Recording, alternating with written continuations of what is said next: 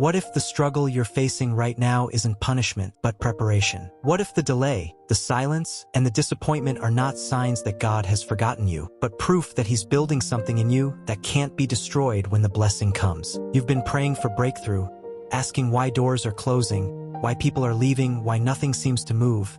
And yet, beneath it all, there's a hidden reason God is allowing you to struggle. Because struggle exposes what comfort hides. Struggle reveals the parts of your heart that can't go with you into the next season. It's in the waiting, in the wrestling, that faith stops being a word and becomes your lifeline. God could have delivered Joseph overnight, but He let him sit in the prison until his character could carry the weight of the palace. He could have brought David straight to the throne, but instead, He trained him in caves and battlefields. You're asking God to trust you with more, but He's asking, can I trust you with less? Every unanswered prayer, every dry season, every moment you feel unseen is a test of stewardship. Luke 16 verse 10 says, "Whoever is faithful with little will be faithful with much." The struggle you're in is the training ground for the strength you prayed for. You want peace, but God is teaching endurance.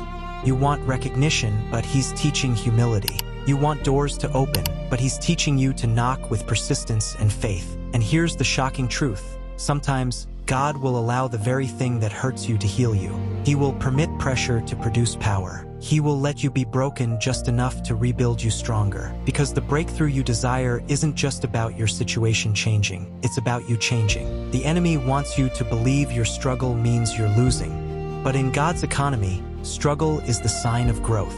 It means you're being stretched, refined, and purified for purpose. Isaiah 48:10 says, "I have refined you, but not as silver is refined. Rather, I have refined you in the furnace of suffering." That furnace you're in right now isn't meant to destroy you, it's meant to define you. The pain that's confusing you is producing something eternal. The silence that feels like abandonment is God's way of sharpening your discernment. You're not being ignored, you're being invited into deeper faith, deeper dependence, deeper trust. Because when everything else is stripped away, you'll discover that God was never after your comfort. He was after your heart. Romans 8 verse 28 doesn't say all things feel good, but that all things work together for good. Even this, even the thing you can't understand, even the season you're begging to escape. Few people realize this, but your struggle is actually evidence that heaven still has its hand on you. If God were finished with you, the battle would be over. The fact that you're still wrestling means the promise is still alive. So don't curse what's shaping you. Don't despise the very thing that's training you to stand. What looks like delay is divine timing. What feels like rejection is redirection.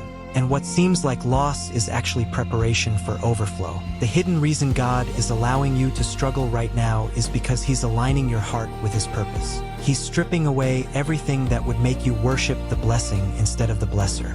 He's making sure that when the promise comes, it won't destroy you, it will deploy you.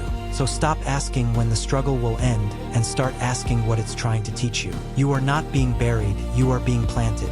And when the time is right, when your roots are deep enough, when your faith has been forged in fire, you will rise, not just stronger, but unshakable. Don't waste your struggle.